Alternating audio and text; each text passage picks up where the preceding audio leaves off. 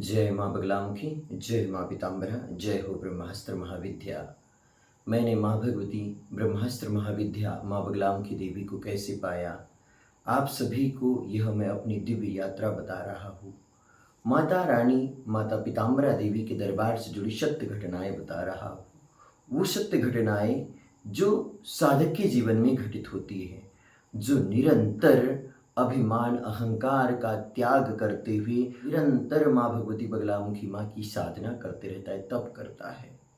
और वास्तव में जो सच्चा माँ बगलामुखी माँ का साधक होता है, जो नित्य उपासना करता है, गुरु परंपरा से साधना करता है, वो एक तपस्वी होता है।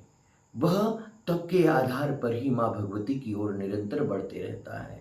वो कभी ये नहीं कहता कि उसने पूर्ण रूप से माँ भगवती बगलामुखी माँ को पा लिया, 10 महाविद्याओं को पा लिया, किसी भगवान को पा लिया। क्योंकि भगवान को पाने का तो ऐसा कोई मार्ग ही नहीं है कि जिससे हम इस अनंत कोटि ब्रह्मांड में विद्यमान उस पराशक्ति को पूर्ण रूप से पा सकते हैं। उस पराशक्ति की एक छोटी सी झलक करने से ही मनुष्य ऋषि विश्वामित्र बन जाता है, ऋषि वशिष्ठ बन जाता है, ऋषि जमदग्नि बन जाता है। तो भला उस परमपिता परमात्मा को पूर्ण रूप से कैसे पा सकते हैं।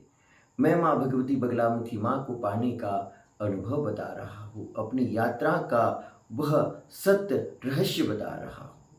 माँ बगलामुखी देवी महाविद्या है, महाशक्ति है।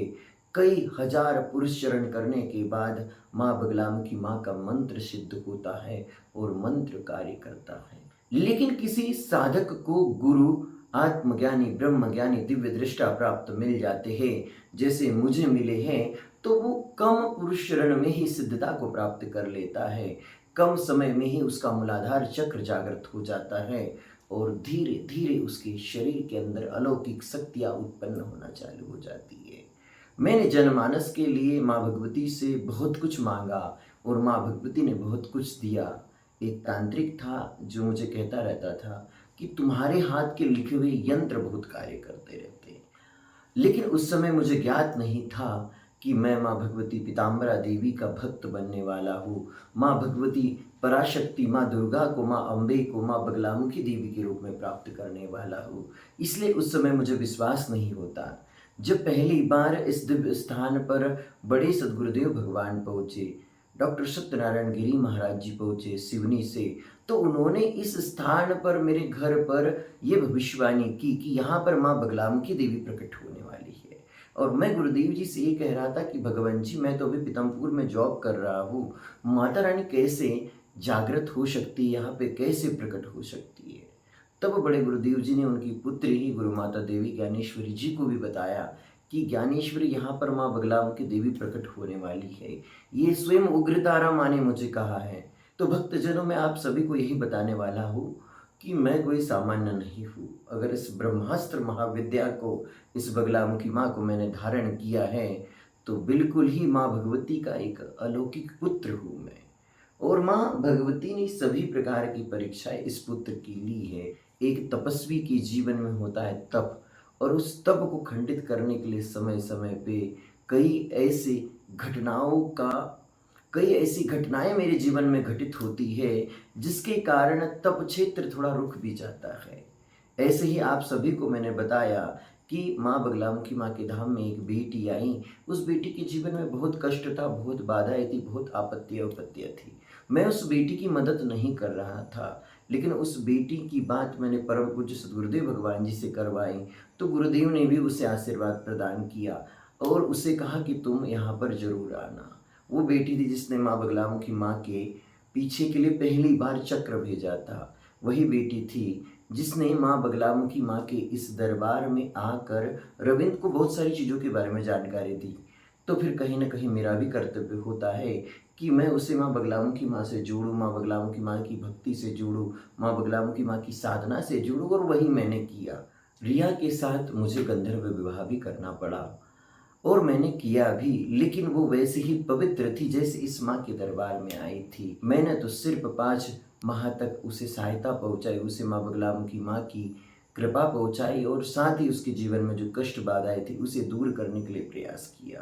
अंतिम मुलाकात के दौरान मैंने रिया को समझाया कि देवी, मैं एक गुरु हूँ, मैं एक तपस्वी हूँ, मैं एक साधक हूँ, मेरा एक परिवार है, मेरा एक गुरुकुल है, मेरे माता पिता हैं। अगर मैं आपको लेकर जाऊंगा तो सम्मान के साथ लेकर जाऊंगा, और अगर आप भी यहाँ आना चाहते हो तो सम्मान के साथ ही आना, क्योंकि माँ भगवती बगलामुखी माँ के दरबार में कोई भी छल कपट करने वाली लड़की इस घर में प्रवेश नहीं कर सकती, इस स्थान पर अधिक समय रह नहीं सकती है।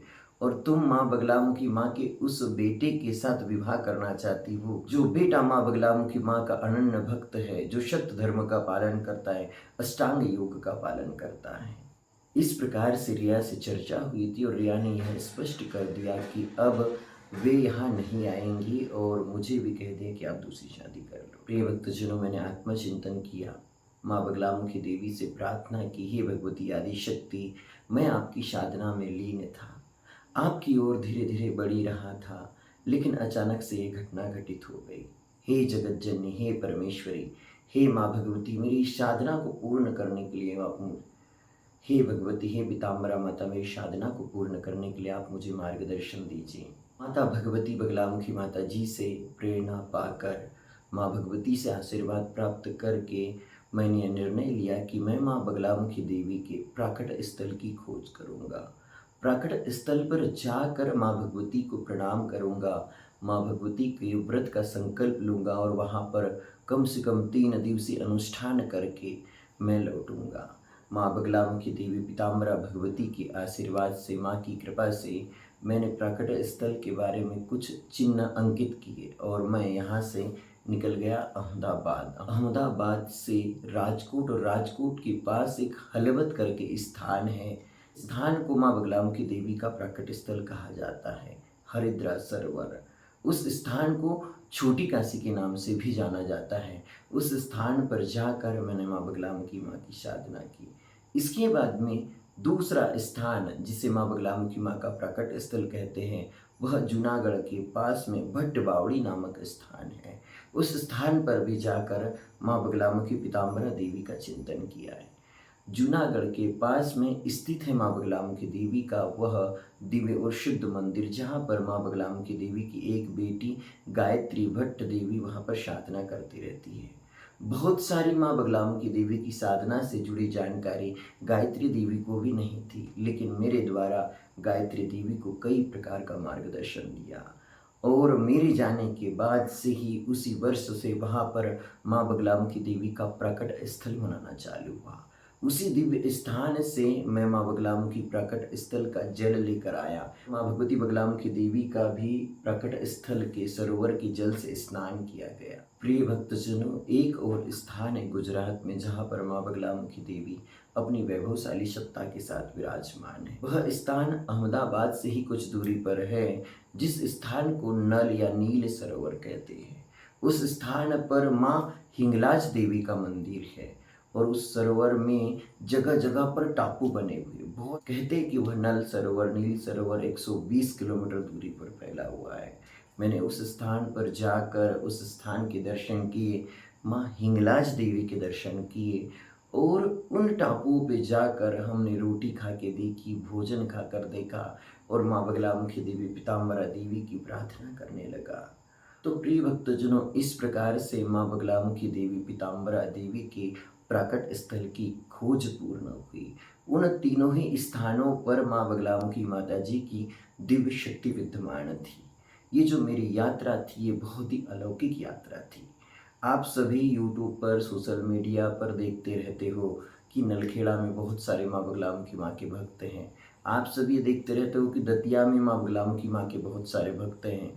आप सभी ये देखते रहते हो कि बनखंडी में माँ बगलामुखी माँ के बहुत सारे भक्त हैं।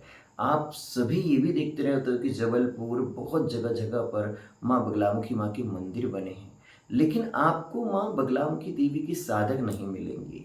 जो मैं माँ बगलामुखी साधना का अनुभव गुरु परंपरा से प्राप्त किया हूँ, अपने गुरुदेव जी से प्राप्त किया हूँ, गुरु माता जी से प्राप्त किया हूँ, वो अनुभव आपको इन लोगों के पास प्राप्त नहीं होगा। ये लोग सामान्य पंडित हैं और जो साधक होगा, जो तपस्वी होगा, वह माँ बगलामुखी माँ की मंत्र सिद्धि के लिए आसाम गुवाहाटी की पहाड़ियों पर जाकर साधना करेगा, वह तारापीठ जाकर साधना करेगा, वह केदारनाथ जाकर साधना करेगा, वह बद्रीनाथ जी जाकर साधना करेगा, वह अमरनाथ जी जाकर साधना करेगा, वह माँ बगलामुखी माँ की प्राकट स्थल पर जाकर साधना करेगा।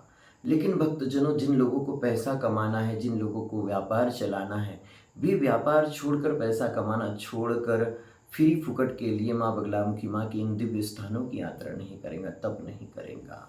और आप सभी भक्त लोगों से यह कहना चाहूँगा कि गलतियाँ मुझसे भी होती हैं, गलतियाँ आपसे भी होती है, गलतियाँ हर किसी से होती है। गलती तो ऋषि विश्वामित्र जी से भी हुई थी, गलती तो बहुत सारे लोगों ने की, लेकिन उस गलती को सुधार कैसे कर सकते हैं, लेकिन गलती को सुधारा कैसे जा सकता है? किसी दूसरे साथी को दोष देकर उस गलती को नहीं सुधारा जा सकता है। इसके लिए आपको स्वयं को दोषी मानना होगा। और मेरे जीवन में जो कुछ भी होता है उसके लिए मैं अपने आप को, स्वयं को ही दोषी मानता हूँ। प्रिय माँ बगलामुखी माँ के साधकों, प्रिय माँ बगलामुखी माँ के भक्तों, निरंतर ही माँ बगलामुखी माँ के दरबार में दूर दूर से भक्त श्रद्धालु आते रहते हैं। उनका यज्ञ पूजा अनुष्ठान भी चलते ही रहता है।